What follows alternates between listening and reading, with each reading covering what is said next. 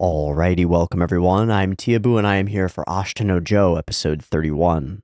We just went through the Class B boxer's exam, and Joe went in with the goal of coming out the other side undeniable, making it such that nobody could say that Joe didn't deserve to be in the ring. Well, he's come out the other side something frightening. Joe almost killed that guy. I thought he actually had and had to check in the preview to see whether that's where this was going. Joe chased him down, chased him out of the ring. Like a dog who's latched on and won't let go no matter what.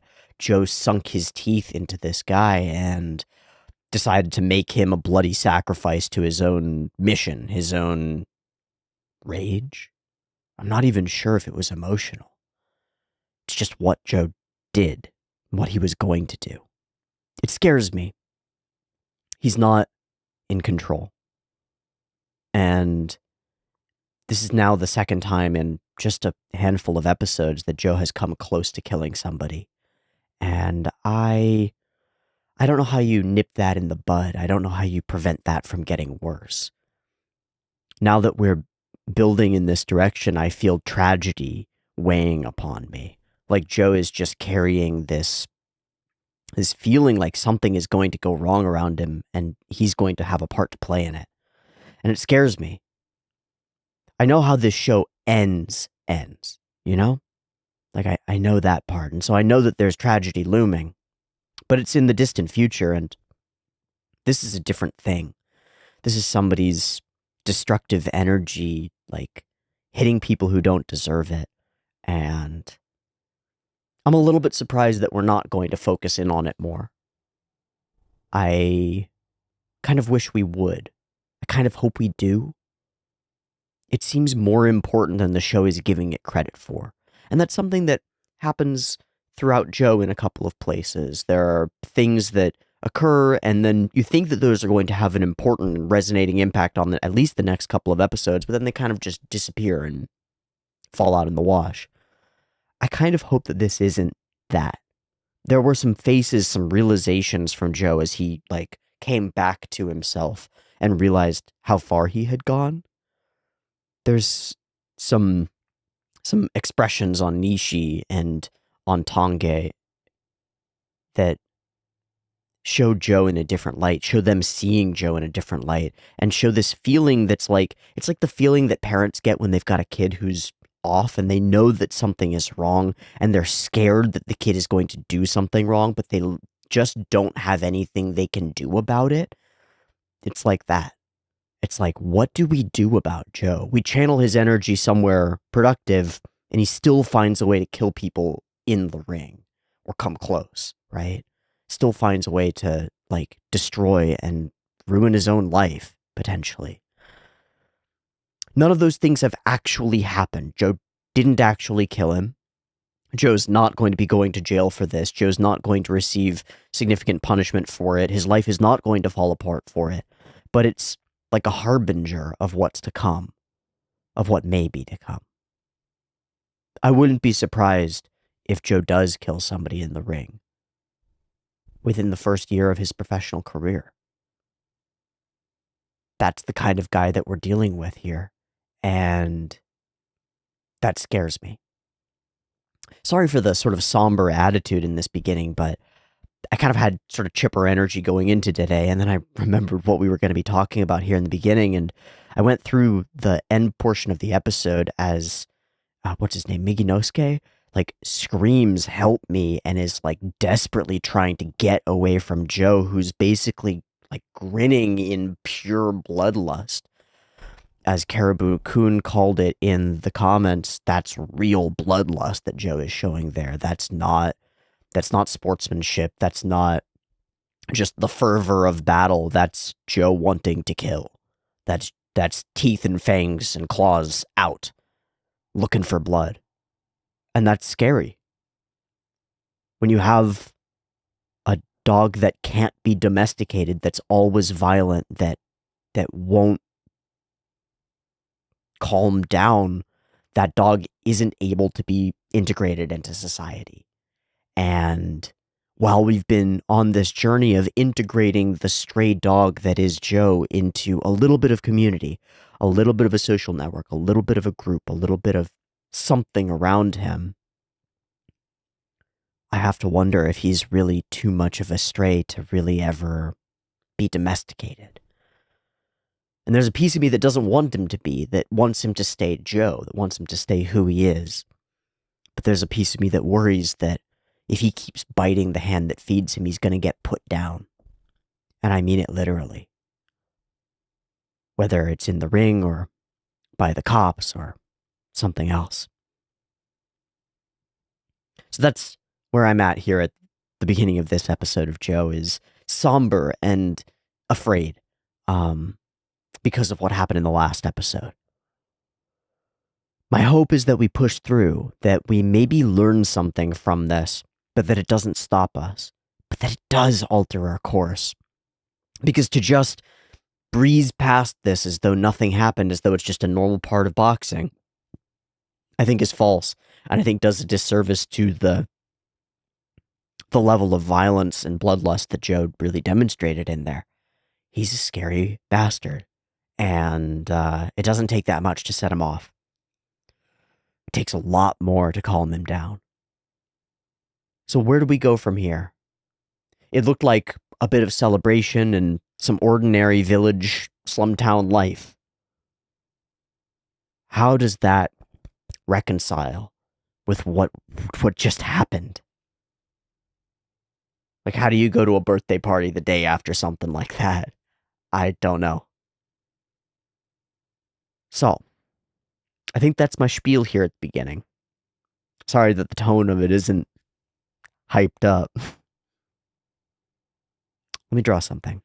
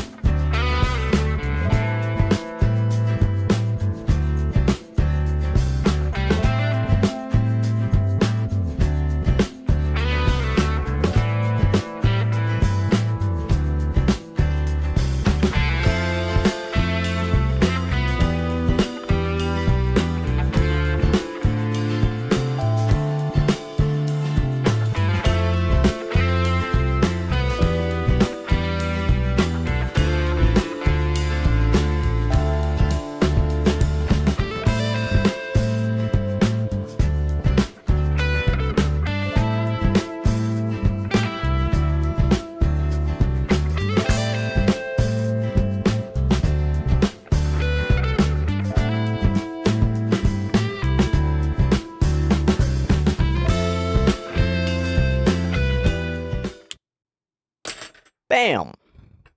Alright. First time I've done something like really colorful and symbolic for Joe in a little while.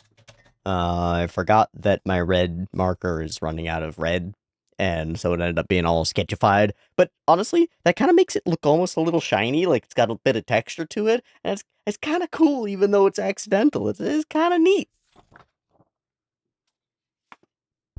I think this drawing fits into the like broad category of the things that I most enjoy drawing, which is stuff like logos or icons, things that are like a single symbol with simple striking colors. A part of that is just like my lack of capacity to do more detailed things, but a part of it is that I really like that sort of like toned down symbolic language, much in the way that Scott McCloud talks about in Understanding Comics, and the art form of simple icons that represent things. I think that's where my mind goes and what I really want to end up creating, mostly.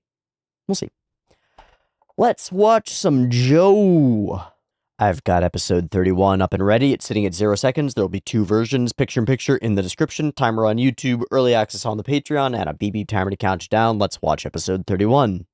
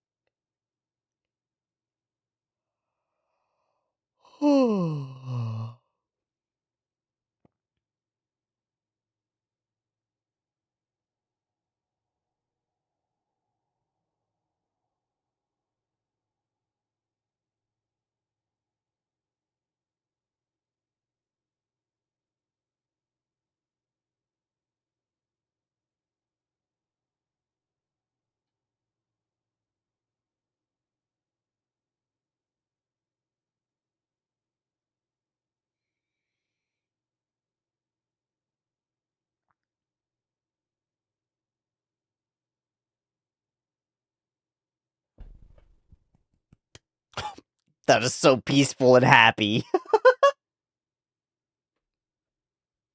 So weird. Approved. What does it say? What do we got? Spread your wings, pro boxer.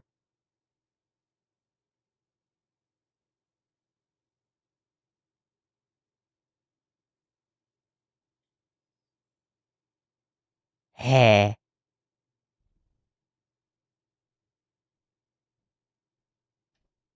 Is it Manishi? Let's go. That's cool. So Joe's not a pro? Oh, that's a twist.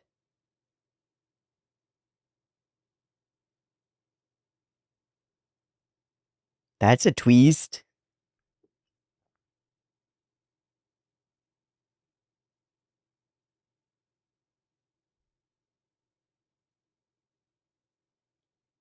Good. He should fucking fail. He should.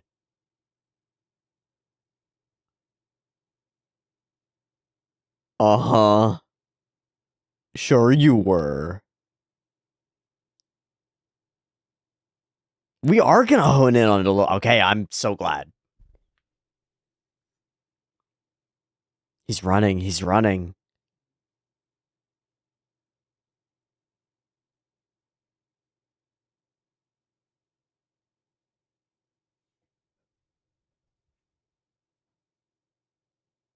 Whoa, so what was the pitter patter?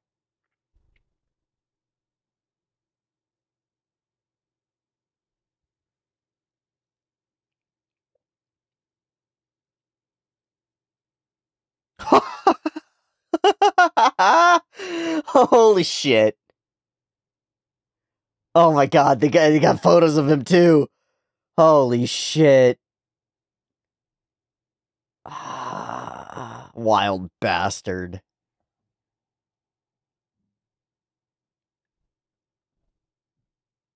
Good. Is that Rikishi reading the other one?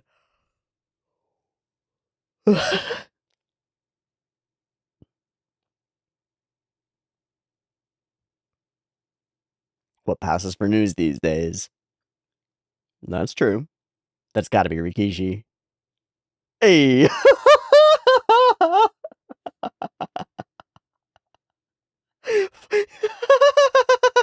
That's so fucking dumb. Huh?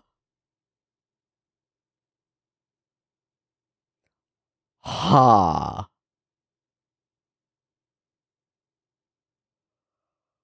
Interesting. That's really interesting, though. Like, a classic boxer, even a good one, I can handle.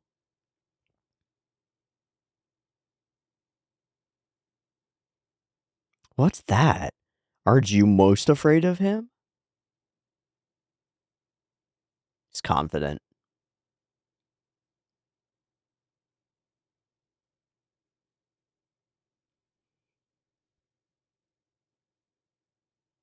He knows he's got to train. That's pretty cool.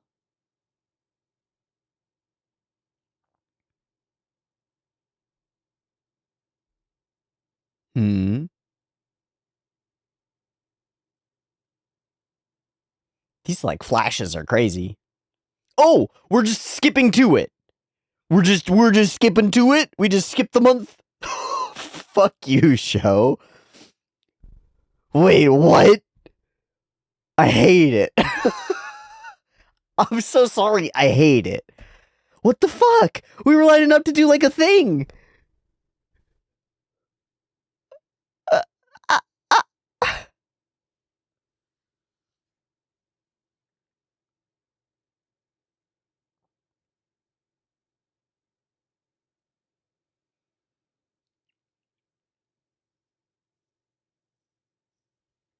I wonder. Oh, I'm sorry that I keep yawning.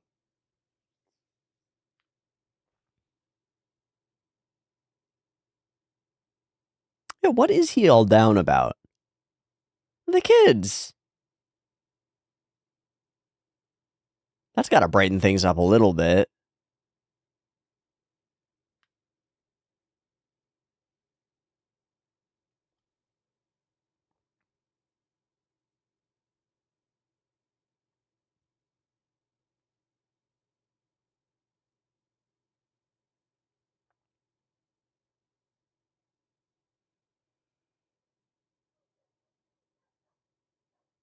We're partying again, but this time it's even bigger. They can't all fit. He's back. All the familiar people.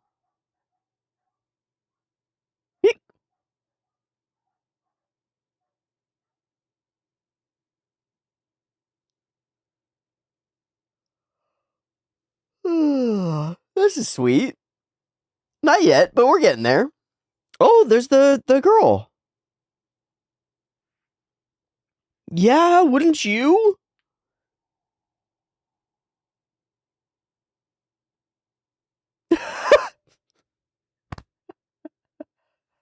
Oh man, boss, you're fucking toasted.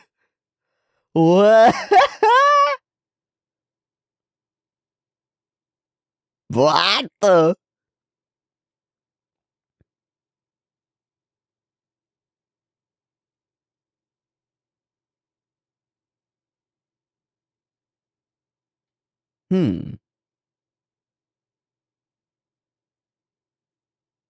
What did you guys do to the reporters?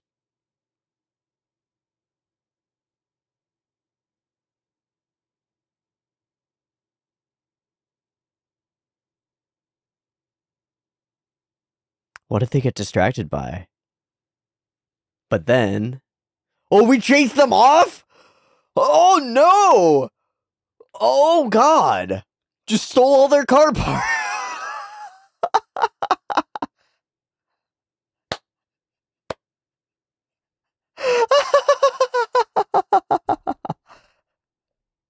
The truce. Oh my god, the most handsome Nishi face. Did you guys see that? That was the Giga Chad Nishi. Holy shit.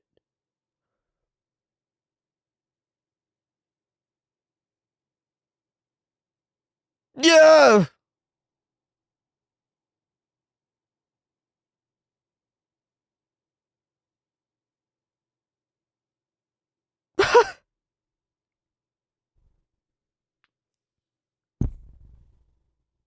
No. They're gonna explode. It's gonna explode.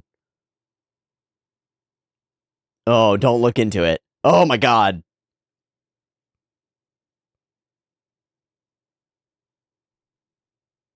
This is played as a joke. This is all being played as a joke. It's all gonna be fine. My heart rate cannot take this. Well, these are so awesome.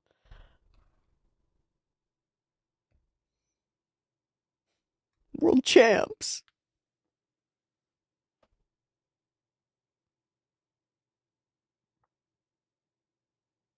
Yeah.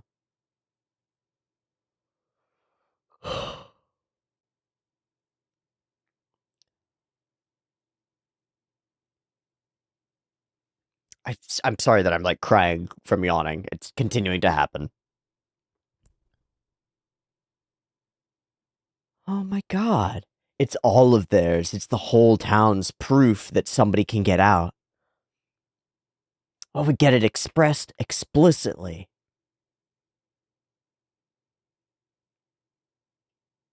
That's awesome.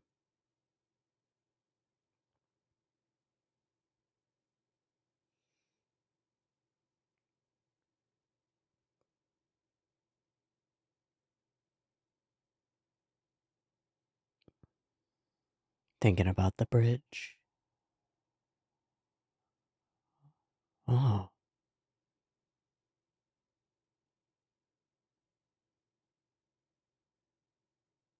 Huh. There was a lot unspoken there.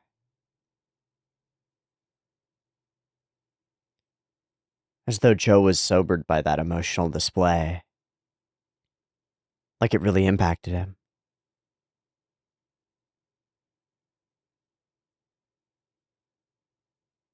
No surprise there.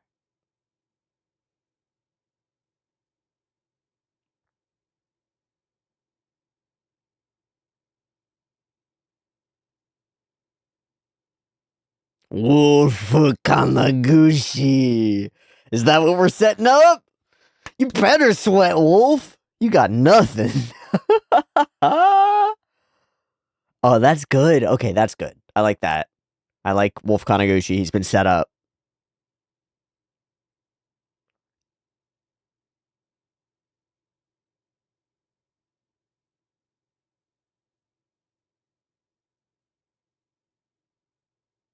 Mm.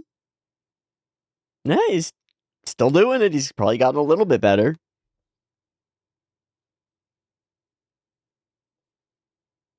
Maybe not.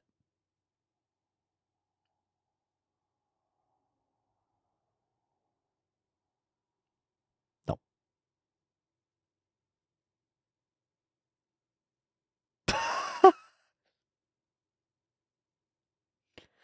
Oh?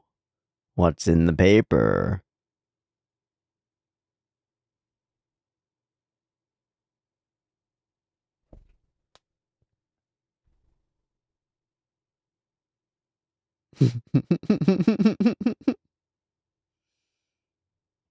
What's in the news? Who? You knew there's something there. Oh? Nori-chan? Don't walk in on her changing. Do not.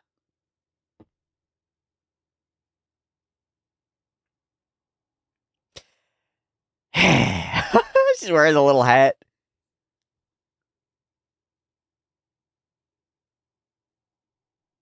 Ah.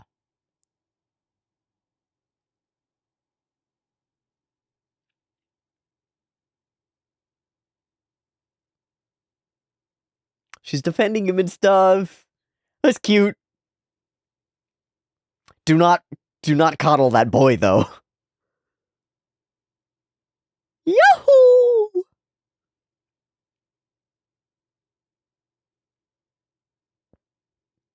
I'm now solidly convinced that we're gonna build a romance here. I just don't know where it's gonna go. Mm-hmm. Let's go, Rikishi. I know you're the enemy, but I'm still rooting for you. Cause I want to fight you on the biggest stage. Whoa! That was a cool shot.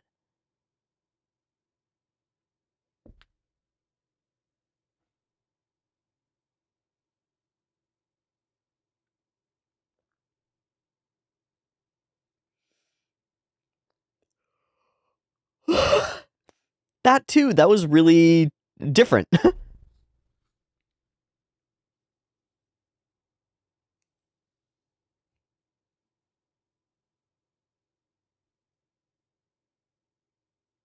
That's another one. This is a unique animator.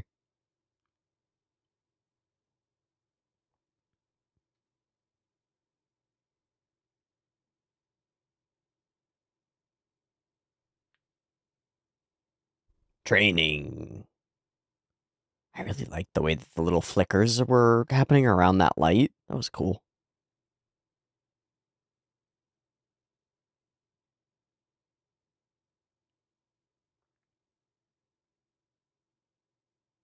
Mm-hmm.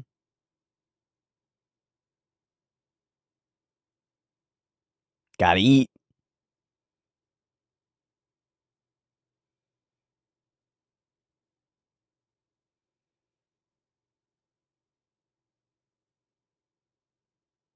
Yeah, something feels weird.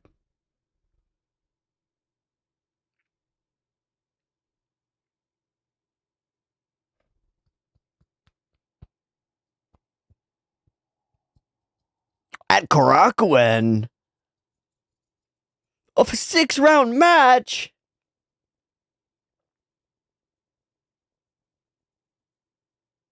Who am I fighting? Wolf Kanaguchi. No, okay.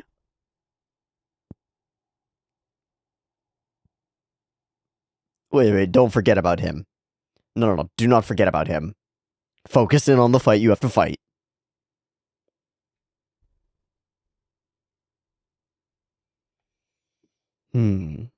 So does Joe.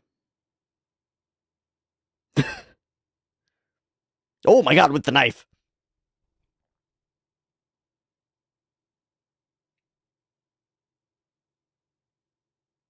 Hello, kids. Oh, Everybody heard.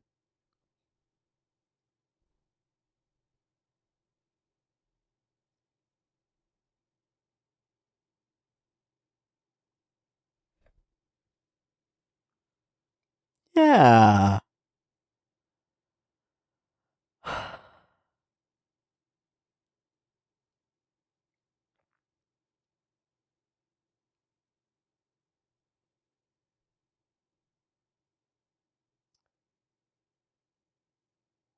Again, putting all that pressure on him. Joe reacted really interestingly to that the first time. That's what matters.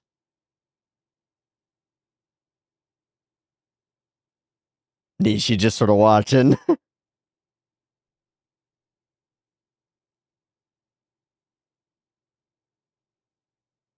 Ugh. It is. It absolutely is. Ah! Got him.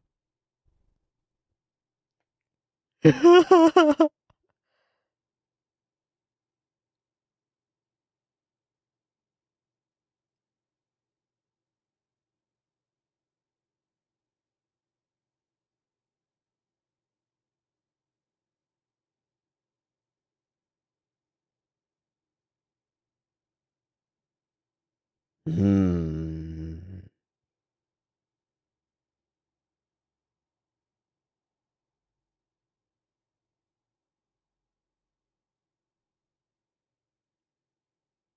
Heh?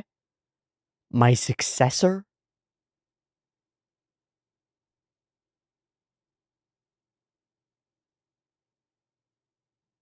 Oh. Yeah, you're the best, Noriko. Noriko's a 10. Noriko's a 10. What do you, yeah, you can't argue it. She made them hats too? She made them pants? Look at her blushing. She is a 10.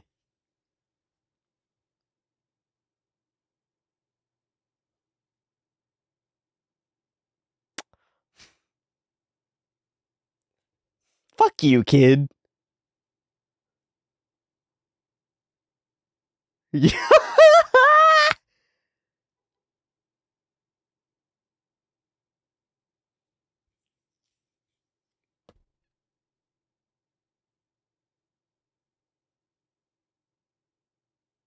Yeah.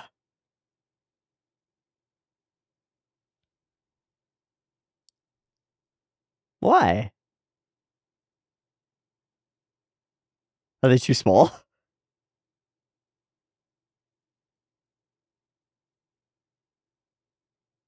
Oh, they're too small.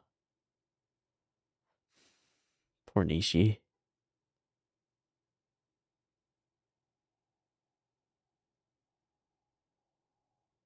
She can add some fabric. It's necessary.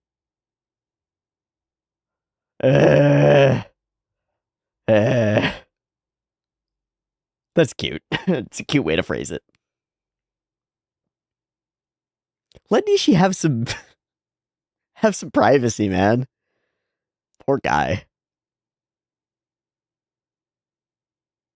Jeez. Where's Joe?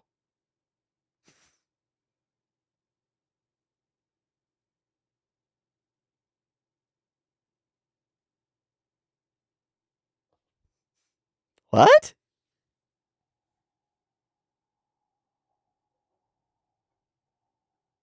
Oh, he's doing handsprings. What the hell? The power of shorts. Okay, you are not a kickboxer, Joe. Oh, that was cool. The sweep of his hair was really neat there. The magic power of boxers. Trunks.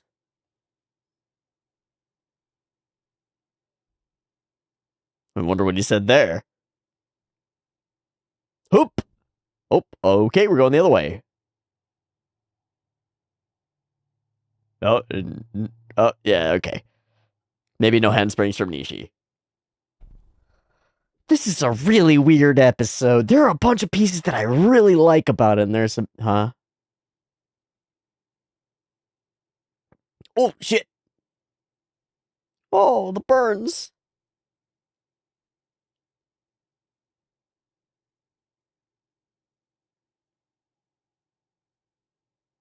Fly, birdie, fly.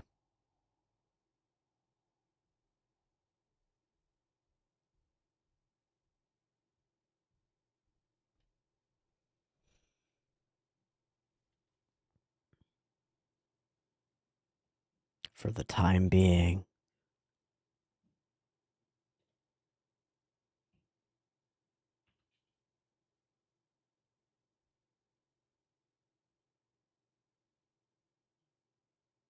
Okay. What a setup. This feels like a big, like, arc conclusion transition.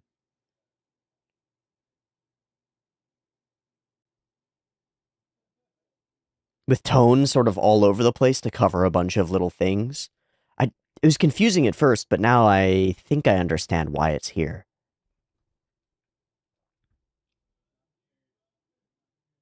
Got this sad version of the theme song over the top of this, like, otherwise triumphant scene as Joe runs to the ring. Are we cutting two? We gotta end this episode soon, right? Yeah, okay.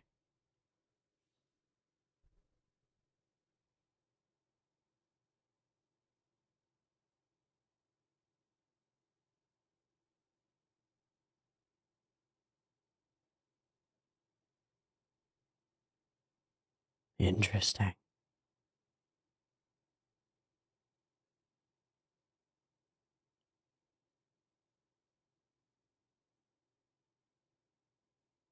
Interesting.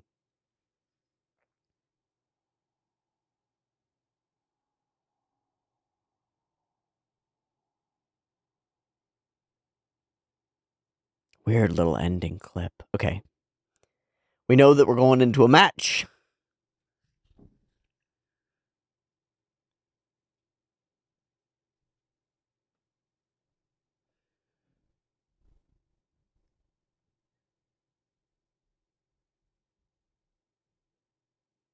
Ashita.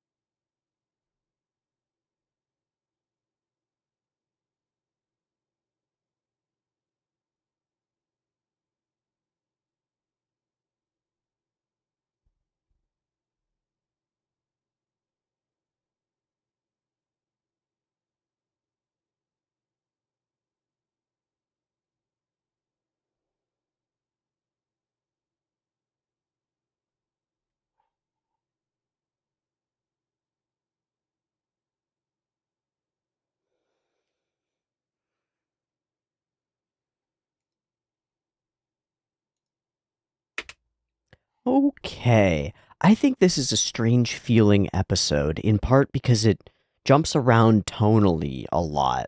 Also in part because there's one particular thing in terms of the timing and the way that they've told this piece of story that I really dislike. But outside of that, I really like most of the episode. But it sort of jumps around and it feels like it's tying off loose ends in order to enable us to transition into whatever is going to come next. That's the feeling that I get, is that this is a transitional point, or like feels like the conclusion of an arc. We've got these moments where characters stand up and sort of explicitly say what's been implied over the last number of episodes.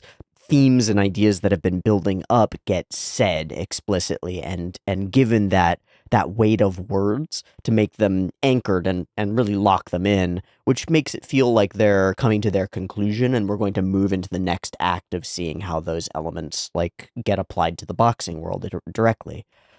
It's interesting. It's interesting. The episode also has, it's got some odd vibes throughout, some little sprinkles of kind of creative and interesting animation that are unique, some moments that stand out to me both emotionally and animation visually, and some things that just feel like they're sort of checking boxes. Yeah. So there are parts of the episode where I'm like, okay, we've just got to do these next steps of things. And there are parts that I find genuinely surprising and interesting. There's this like sprinkling of romance, some in a classic sort of anime silly fashion, there's a bunch of stuff. So let's go ahead and go through it and talk about it as everything comes up. We'll start off, we're going to get to the most interesting part of the episode, I think, and the part that I dislike pretty intensely, which is this sort of timing situation, and what to me feels like a bait and switch, because I was really hoping that we would focus in on the emotional and social impact of almost killing a dude in the boxing ring, and the effect that would have. And it seemed from the preview and stuff that we were going to completely gloss over it. But instead, we have this opportunity. Joe does not succeed. He does not pass the test. And so he's got this month in between where he's stuck and doesn't have the boxing license and has failed. And that's prime time for like self-consideration and change and all of those things. Like, oh, I'm not actually what I need to be. I have to change in order to become better. And instead we just skip it. And I felt like my heart drop out of my chest. Like, what a lost opportunity. I can't help but feel like that's an incredible lost opportunity. It's fine, but it was like, that's the story beat to tell here, and we miss it. Just completely. Sad. I say we completely miss it, but there are elements that are sprinkled in that made me think that we were going there, that made me think that that's where we were headed, right? This whole sequence where Joe walks away and he's like reimagining it, re-envisioning it inside his head, and like being overcome by it, and some of these facial expressions that we get from him and everybody else trying to cheer him up. It's just perfect fertile ground to really investigate this situation, and we don't. And it's just skipped. It's really sad. I love that he turns to Nishi and congratulates him. It's kind of cool. But then he walks out and starts walking down the steps, whistling his little song, and it's fine. He's not outwardly showing it until he starts really swinging and going, and they realize that he's depressed. There's no reason to get depressed. Hey, what? Shut up. I'm not depressed. No worries. I was expecting to fail, but then he turns and runs, right? He puts the mask up, puts the walls up, but then he can't face them for very long, and he turns and runs. And I think this is the most good stuff in the episode. This is what I wanted, man. I wanted him to come up against failure, up against like, but I did everything right. Well, I destroyed that guy. Why can't they see that I'm so good? And like have to really reckon with it.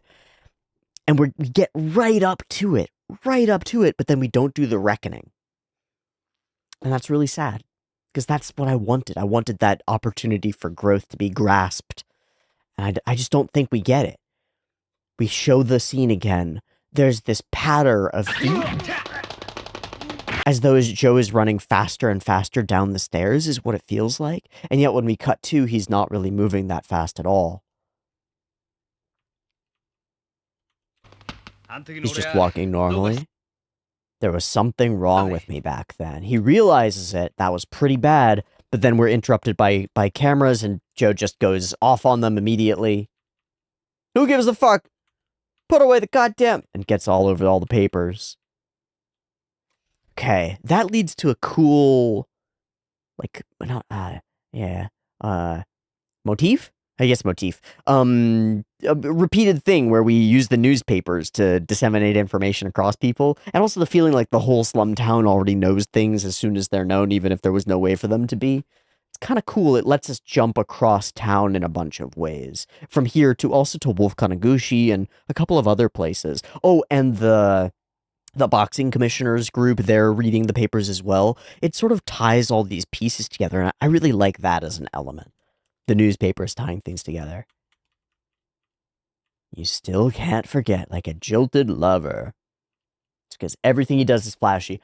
I cracked up laughing at this Rikishi reveal, and I cannot tell you exactly why. Like, we know that it's Rikishi behind the paper, and so there's something about the badassery of his reveal that's just a little over the top. It's just a little bit too much, and just that little bit made it very humorous to me.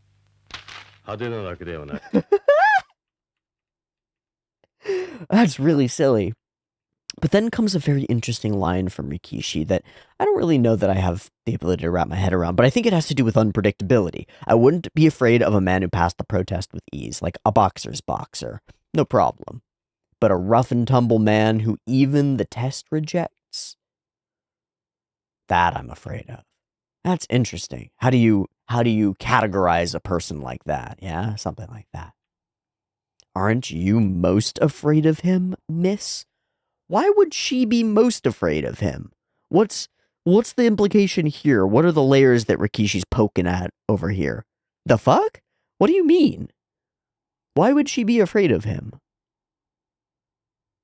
I cannot fathom what he means here.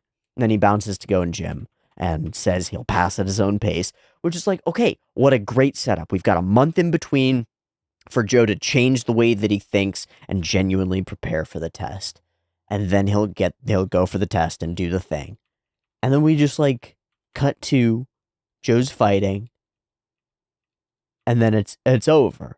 Yeah, he got the license at his own pace this time, and then it's just done. Heart out of chest. Oh, it even hurts on the second time through. Even knowing what I was coming up against, that's just like, God, that's rough. I really hate it. I really fucking hate it. We've got such an opportunity for so much tension and so much story to be told right here. He'll pass. Rikishi's confident, but not everybody's confident. We're not sure if Joe can really do it. He has to go for it. He has to build up and get there. Skipped. Complete skip boo. Fuck, man.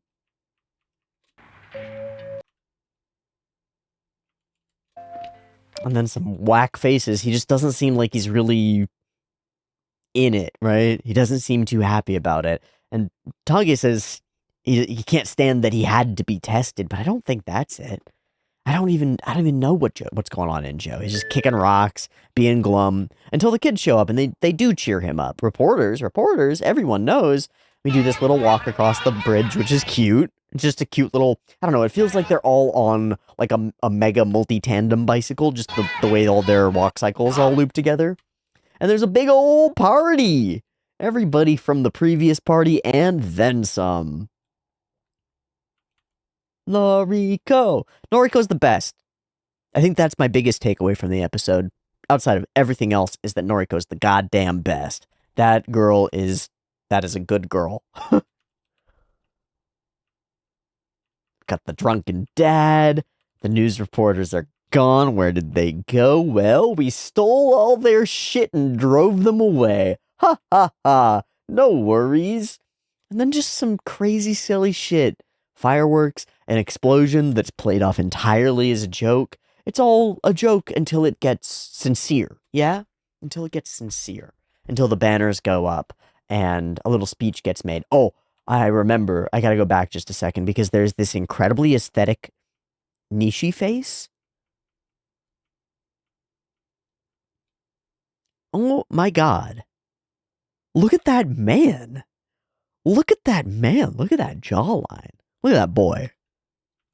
Giga Chad Nishi is incredible.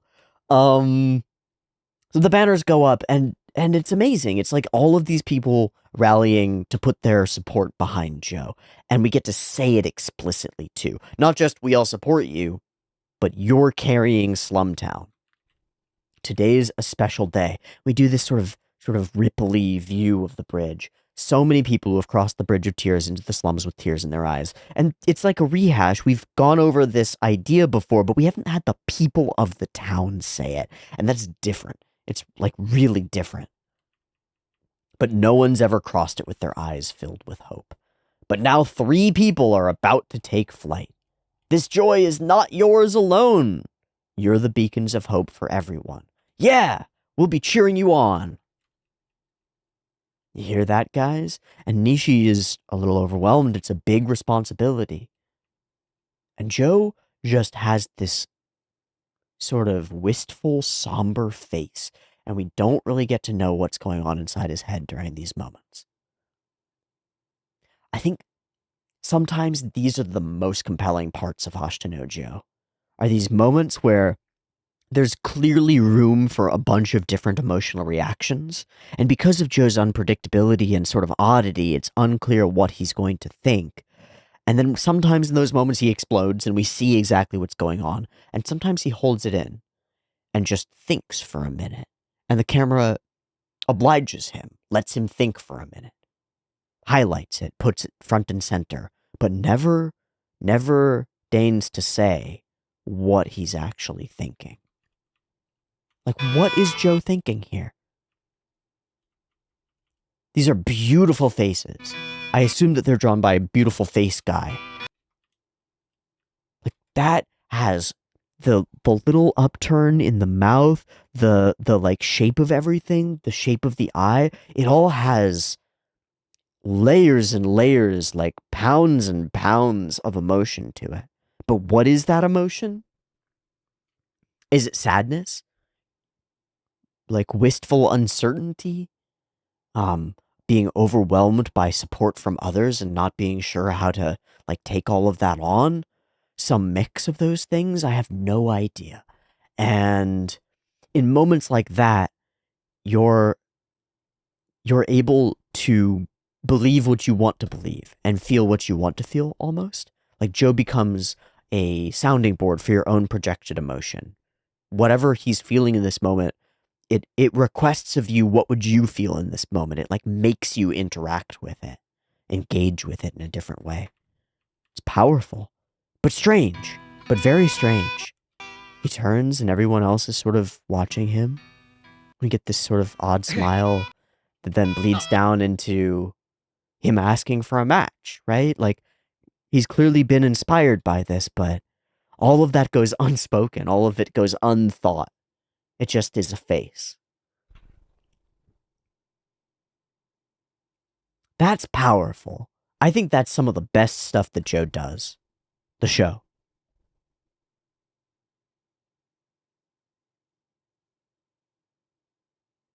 It's not often that sort of a technique is used in modernity.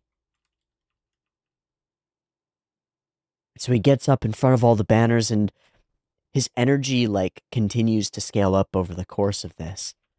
I want a match. That's right. I'm gonna beat down Rikishi right in front of your eyes. I'll do it. He starts taking these poses and sort of playing the role, standing in his own shoes, weirdly. So we transition back over. He's made it. Just like I predicted. And Wolf Kanaguchi too. Woo! Okay, folding bags, and he's still not good at it. He's making hats. I'll be serious. And then we've got the girl. As soon as she said, I'm going to go help on the front, you keep an eye on this boy, I was like, we're going to do something that leads into romance here, whatever it is. And this is ages ago, so we're not going to make fun of it for doing a classic walk-in on girl changing sort of scene. Honestly, it could have been played a lot worse. But it is a classic. There are problems with it. That's fine. I don't care. It's a very simple, like, shorthand way to glue characters together quickly and create tension between them. Nori-chan! And she's changing. Of course, thankfully, she's not nude. She's in an underslip. We get this weird face from Joe. He gets clonked, but there's this face just like, stupid pervert. But she accepts his hat and does his work for him. She's the best. She's being way too nice. Genuinely far too nice. Don't be that nice to Joe. He doesn't deserve it. Huh? Oh, don't be mad at him. His friend is on TV and I've already done all his work for him. That's too far. That's too far. Make that boy do his own work. Don't be too nice. But she's awesome. We're following Rikishi. He's gonna make it to featherweight. This shot was really cool. Just it's got that sort of aliased thing where it's like flowing from frame to frame on ones, weirdly, which is strange, but that's not the part. It's just the angle and the sort of stretch of the head and the foreshortening is cool. And then shortly after this, there will be a couple of odd Joe expressions that seem really interesting to me as well. Here. That. This is totally different than any facial expression that we've gotten in the show so far. completely and utterly like this warped smear that then sort of springs back into his face shape. Ah! And then super unique, totally distinct. I wonder who animated that. And then we do this one, which is also almost clearly the same animator. Maybe not. It's different, but they're both distinct. Yeah. So Joe rushes off, begins training. Dompe's home, and he's got matches lined up. A match, not just a match at Karakuen. That's like a serious venue. A 6-rounder for Joe against Murase Takeo. Doesn't have a moniker or a pseudonym or anything like that, just Murase Takeo. Who's he? I don't know. Joe's gonna have to beat him if he wants to continue being a pro. I want to fight Wolf. I want to fight Rikishi. Hey man, don't get too ahead of yourself. You gotta worry about the fight that's right in front of you. Oh, knife attack, and then the kids, and then the gifts. It's really cute. She made him a hat. She made them both boxers. She had some all blushy because she says pantsu. And we get this explicitly stated. It's no worries. It's no weight on our shoulders. And he holds him. He says, we need you to feel the weight on your shoulders. It's all of our weight, our hopes and dreams resting on you. Joe seems a little overwhelmed by this. But then Noriko says, I'll be cheering you on. And he's like, yeah, okay, all right, yeah. They start calling him out. It's just, I just thought about being a pro. Everywhere I've wandered, I've failed. But boxing has given me a road to success. Yeah? A path. I don't know what this is. We're making my successor. I don't understand. And then we get the blushing. Oh, she's so cute. The hat. She just can't say it. Pantsu. The trunks, you dingo. Joe cuts a good figure. Of course, they're too small for Nishi. Poor guy. And Joe's going crazy, just jumping around. Okay, this one moment. The whole thing is fine. The moment when he springs off of the ropes is probably like the coolest. But he kicks this, and then there's this like whoosh of his hair. He pump. This one. He whooshes forward and his hair goes backward. And Joe's hair like almost never swooshes backward like this. He almost looks like Astro Boy. In this moment with the swooshed back hair. I love that shot. I love that cut. Awesome looking. And everybody's grinning. Dompe says something that makes Noriko beat him up. And everybody's having a good old time. Bouncing around. And then we get one more piece of that dialogue that sort of ties everything together. Ever since I was born, I have been denied everything, but now I will seize my dream with these two hands. For the time being, I've been able to set them on the right track. This tiny gym, deep in the slums, these two boxers, trained in sweat and grime, are finally going to enter the ring. And we run and run. We put the ring up on this hillside and like connect it to the rising sun, which slowly rises over these still frames of these characters in sort of an impossible, ephemeral, ethereal sort of way, and creates this final panel. The big musical build.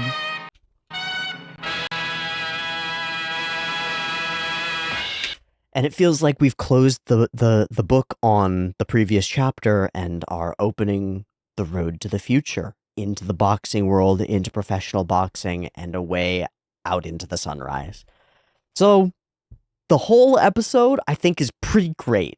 There's just this one thing that I really wish it focused in on, this one thematic and internal, personal, mental element that would have been so important, but it's fine, because I think the rest of the episode nails and lands a whole bunch of beats. Some of them do feel like they're just checkboxes necessary to move into the next portion, but some of them feel like good thematic tie-offs and conclusions to ideas and themes that sort of get cemented down and become the fuel source for the next portion. We've got the slums, the pressure of all of their hearts on our backs. We've got our own desires moving forward. We've got brewing things with Noriko. We've got Rikishi over here. We've got Wolf Kanaguchi waiting in the wings. All these different pieces all in play.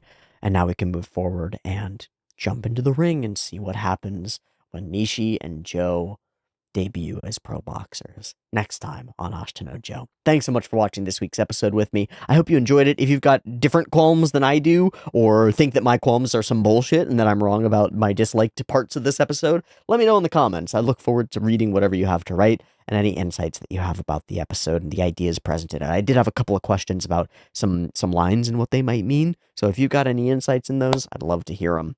Otherwise, I'll see you next week for the next episode of Joe right here on YouTube, or you can get a little bit early on the Patreon linked in the description.